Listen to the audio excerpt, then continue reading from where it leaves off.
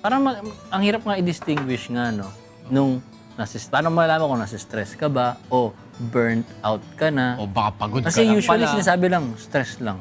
Pinakamagandang explanation kung ano yung kaibahan ng stress tsaka burnout. Lagayan natin ng parallelism. Imagine nyo, mayroon tayong cellphone.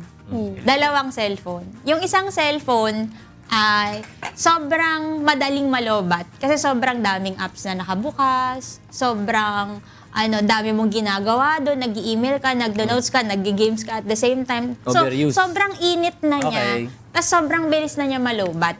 Yun yung feeling ng tao na nasa-stress. Stress lang yun. Yeah, that's stress. Di ba kapag sobrang dami mong ginagawa, sobrang dami mong iniisip.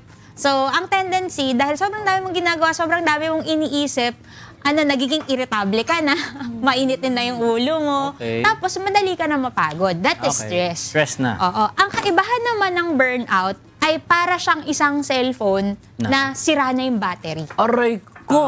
Burnout yun. Yun yung burnout. Di ba kapag yung cellphone, sira na yung battery, Wala na. kahit anong charge mo, Service na. di ba, 10%, hindi siya nagiging 100%, Hindi na pupuno. pero 10% lang, tapos ang ending, mamamatay na siya after a few minutes. Okay. Di ba? Ganun yung burnout sa isang tao.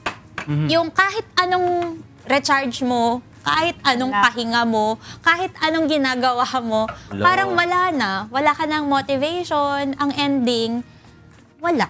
Wala ka ng pake sa life. Paano ganun. papalitan yung battery? Pero, baka sa tao, paano Yun nga yung yan, misconception. Kasi kapag ka daw nababurnout ka, ay, ipahinga mo lang yan. Oo nga eh. Tapos okay ka na. That's wrong. That's a misconception. Sa burnout, hindi siya basta-basta nalulunasan sa pamagitan lang ng pahinga. Yun yung kaibahan ng dalawa. So, ang stress, pwede kang mag-recharge, after nun, okay ka na ulit.